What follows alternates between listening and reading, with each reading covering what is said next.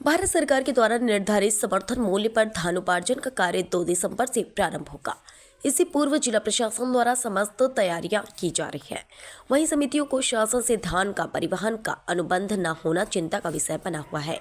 आपको बता दें कि शासन की धान उपार्जन नीति के अनुसार इस बार नागरिक आपूर्ति निगम में 185 केंद्रों से धान खरीदी की जानी है। किसानों को समय पर भुगतान, धान का समय पर परिवहन, किसानों के लिए केंद्र पर व्यवस्था और केंद्र के प्रबंधन के संबंध में मुख्य रूप से प्रशिक्षित किया गया। वहीं समिति प्रबंधकों ने धान परिवहन को लेकर चिंता व्यक्त की है। समिति के जिलाध्यक्ष पीसी चौहान ने चर्चा में बताया कि इस बार नागरिक आपूर्ति निगम द्वारा शासन की गाइडलाइन के अनुसार धान का उपार्जन कार्य किया जाएगा। साथ ही धान का परिवहन 15 दिनों बाद करने की बात सामने आ रही है, जिससे खरीदी केंद्रों में अवस्था बन जाएगी और धान सूखा हो जाएगा, जिसकी रिकवरी समिति से की जाएगी। ऐसा ही हाल रहा तो बीच में धान खरीदी करना बंद की जाएगी। वहीं नागरिक आपूर्ति निगम अधिकारी पीयूष माली ने बताया कि शासन के निर्देशों पर खरीदी की जाएगी। रही बात परिवहन की, उस समस्या को भी सुलझा लिया जाएगा। किसान तो किसान है, किसान से क्या व्यवस्था बनेगी? किसान से हम यही अपील करेंगे कि बेचारे भैया हमारी अगर जान बचाना, सूखा सुथरा धान लाओ, साफ सुथरा FE क्वालिटी का धान लाए और हमारी मर्यादा को थोड़ी सी बचाएं, क्योंकि ये अपने कागज वाले कहीं भी हम पे FIR और कार्रवाई कर देंगे। इससे हमको निजात पाने दो, यही हम कहेंगे। और हम पत्रकार बंधुओं से भी निवेदन करना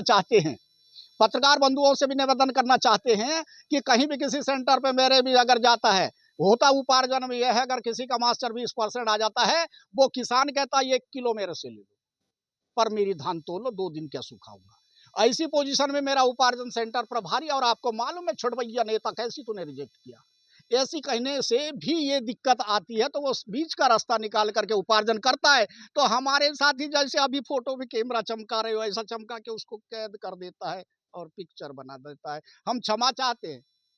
अगर किसान की शिकायत नहीं है, वो 45 नाप के दे दे तो क्या तकलीफ है? क्या तकलीफ होना चाहिए आपको जब किसान अपनी धान दे रहा है? सर, जिस तरीके से अभी आपने बात कही जी। कि लिमिट नहीं है सोसाइटी में, तो उस हिसाब से क्या काम हो पाएगा आप लोग का, या लिमिट की व्यवस्था सरकार करेगी?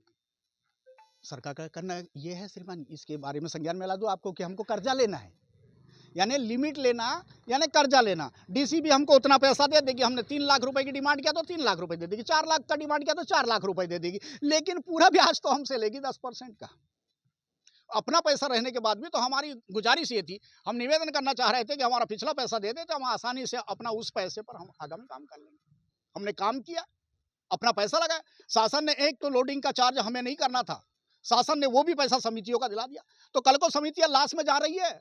जब वेतन पाने की बात आती है, जब कर्मचारी की वेतन बढ़ाने की बात आती है, तो सोसाइटी लॉस में है। हमने कहा है अगर ऐसी नीतियों के चलते तो सोसाइटी लॉस में नहीं तो काहे में रहेगी। अगर हमारा कर्मचारी अपनी किडनी भी बेच के ना, तो सोसाइटी को प्रॉफिट मिल रहा था। सोसाइटी की कर्मचारी की गत से सोसाइटी लॉस में नहीं है। यही योजना से आप समझ सकते हैं, जब हमारा पैसा पड़ा है उसके बाद भी कर्जा लेना पड़ रहा है, और फिर भी शासन की नीतियों का हमें संधारण करना है। ये बड़ा दुख का विषय है। सोसाइटी के बारे में कोई चिंतन नहीं है। शासन का काम है, शासन का करना पड़ेगा। ऊपर से डंडा है, ये योजना है, चलाना पड़ेगा। अधिकारी लोगों का ये प्रेशर है। अब हम करें तो करें, क्या करें? अब ठीक है, हम कर रहे हैं। अगर ये देर अगर हमें आरो जारी नहीं होते, जो समीपस्थ गोडाउन में अगर काम कर रही है हमारी समितियाँ, गोडाउन में कर रही, कैप में कर रही, तो उसके लिए कोई इशू नहीं है, उसका तो वहीं भंडारण हो जाएगा। और जो आज जो सेंटर जो कैप में डाले गए थे, उनको फिर से वापस कर दिया गया नेतागिरी के तहत। वहां कर्मचारी कहीं से कहीं वो दोषी नहीं है, लेकिन ऐसी कंडीशन में अगर वहां देर आरो जारी नहीं होते हैं, ऐसी पोजीशन में उपार्जन 5 दिन बाद बंद कर दिया जाएगा जिले का। एक सवाल और है, वो आपके लायक नहीं है, लेकिन आपसे एक वो प्रश्न है कि जैसे एक धर्म कांटा में वहाँ पे तौलक होता है, फिर दूसरे धर्म कांटा में जाता है, फिर पहले को रिजेक्ट किया जाता है, फिर दूसरे को पास किया जाता है। कहीं पहले में तो बरोबर बताता है, लेकिन लास्ट में जो सेकंड वाला धर्म कांटा होता है उसमें घटित बताता है। तो इसके लिए क्या हुआ करें? नहीं, उसके लिए मैं पूरी तरह तैयार हूं। ये घट नहीं बता सकता। मैं तो ये बात को जो सच बोलता हूं, जो बात बोलना है मुझे बोलना चाहिए, वो मेरे कहीं ना कहीं से मेरे कर्मचारी की गलती है। मैंने ये वाली बात को बोला है। अगर प्रथम तौल कांटे की, मैंने अभी एक बात रखी थी, प्रथम तौल कांटे का वेरिफिकेशन तब कर पाएंगे हम जब खाली गाड़ी का वो वेट करा के आए।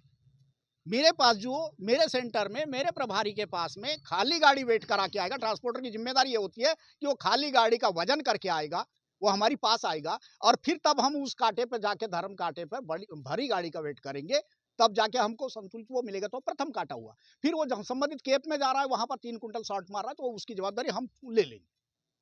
पर ट्रांसपोर्टर का कहना ये है कि वहाँ पर जैसे जो घटक जो जाती है उसका पैसा ट्रांसपोर्टर देते हैं।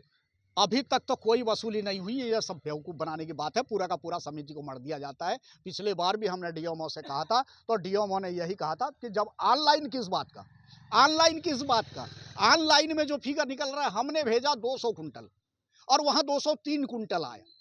और वो कैसे आया, अभी आपको हमने बताया कि हम 800 ले रहे और देर अंदर तुरंत वो गाड़ी में लोड होके चला गया। तुरंत गाड़ी में लोड होके चला जाए तो ऑलरेडी उसका वेट बढ़ेगा। जब आप 60 ले रहे हैं, 1 किलो कम हो गया तो आप 1 कुंटल 99 किलो दे देंगे, तो बड़े हुए का 2 कुंटल 3 किलो क्यों 2 कुंटल क्यों नहीं देंगे आप? बनती है ना, तो वो नहीं। जबकि वो ऑनलाइन है, ऑनलाइन को दुनिया मान रही है, वो ऑनलाइन को भी नहीं मान रहे हैं। ये ऐसी कंडीशन आती है, कटता है कुमड़ा, छुरी नहीं कटती श्रीमान। ये तो पूरा आजू बाजू से घुमा घुमा के अब इतने साल हो गए करते करते आ रहे हैं। फिर भी हम ये चाहते हैं कि अच्छी व्यवस्था देने के लिए हमने बेस्टर नॉन डीएम महोदय से हमने भी निवेदन किया कि आप सहयोगात्मक भावना से हम काम करेंगे, टीम हमारी काम करने को तैयार है, लेकिन आपको कोऑपरेट करना पड़ेगा। बारदाने का जो इशू आता है, बारदाने के बारे में समझना पड़ेगा। कौच नहीं होता, एक दाना छील करके वो लाएगा किसान के पास भी। आजकल ये हार्वेस्टिंग नहीं होता तो ये धान उपार्जन नहीं होता, खरीद नहीं सकते, कुछ नहीं कर सकते, ना किसान पका सकता है।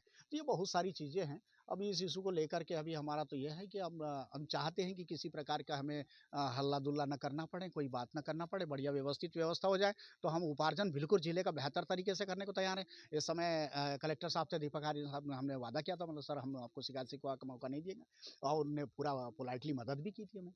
तो ये सब ऐसा है, प्रशासन अगर मदद करता है तो थोड़ा सा 19-20 को तो देखना पड़ेगा सर, ये कंडीशन है।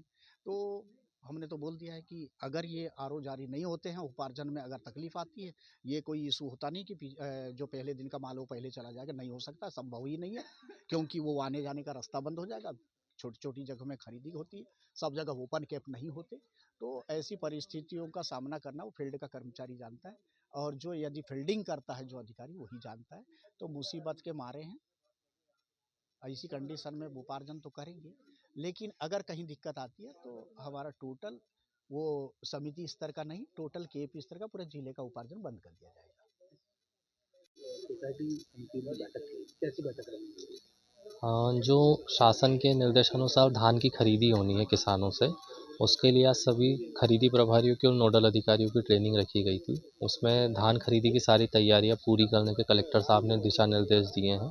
किसानों को कोई अव्यवस्था ना हो, किसान सही समय पर अपनी तौल कर सकें और उसको समय से भुगतान हो, इसके लिए निर्देश दिए गए हैं। सर, इस बार विपणन को छोड़ करके अभी नागरिक आपूर्ति को दिया गया है, अभी सर्व आप हैं, तो अभी जैसे 72 घंटे का जो अभी नियमावली था पिछले साल, इस साल 15 दिन का भी सुनने में आया है।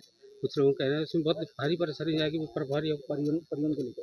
देखिए, वर्तमान में शासन ने परिवहन की अनुमति नहीं दी है धान जिले में। जो मिलर्स हैं वही सारी धान उठाएंगे। हम कोशिश कर रहे हैं कि भोपाल से परिवहन की अनुमति आ जाए। दूसरे एक अल्टरनेट के रूप में हम लोगों ने मिलर्स की मैपिंग कर दी है सभी केंद्रों से, तो जैसे ही किसानों की धान उपार्जन केंद्रों पे आएगी, वहाँ से मिलर्स उस धान को उठा के लेंगे और उसी के माध्यम से कृषकों का भुगतान पर सर, देखा गया पिछले साल भी मिलर्सों को डायरेक्ट उठाने का भी आदेश दिया गया था, लेकिन मिलर्स के उतना जगह नहीं होने के कारण वहाँ पर भी परिवहन का उठाव नहीं हो पाया था पिछले साल। हाँ, पिछली बार मिलर्स ने कम धान उठाया था, पर अब की बार शासन ने उनको कुछ रियायतें दी हैं। कुछ कम राशि में वो ज़्यादा धान उठा पाएंगे। साथ ही छिंदवाड़ा के मिलर्स, गोंदिया के मिलर्स, हम उनसे भी बातचीत की कोशिश कर रहे हैं ताकि जिले का धान समय से उठ सके। सर, जैसे कि अभी देखा गया कि 15 दिन का भी प्रभारी ने कहा है, 15 दिन के अंदर में उठाव होगा, लेकिन इसमें मॉइस्चर की बहुत दिक्कत आ जाएगी, इसमें फिर वजन घटेगा, फिर उनके ऊपर रिकवरी निकल जाती है, शॉर्टेज की समस्या है। नहीं, सभी को देखिए, जो शासन का नियम है 17% मॉइस्चर पे धान लेने का है। यदि आप 17% की नमी पे धान लेंगे तो शॉर्टेज की समस्या नहीं आएगी। अभी शुरुआती दिनों में जो खेतों से धान आ रही है उसमें 20-22% तक का मॉइस्चर है। तो हमने खरीदी प्रभारियों को निर्देशित किया है कि धान को अच्छी तरह सुखा लें। चाहे तो कृषक को बताएं कि आप उसको घर में अच्छे से सुखा के साफ़ करके लाएं। यदि मानक गुणवत्ता की धान है तो मॉइस्चर की समस्या नहीं है। यदि सीधा किसान खेत से ला रहा है अमानक या नमी युक्त धान को, तब मॉइस्चर की समस्या है।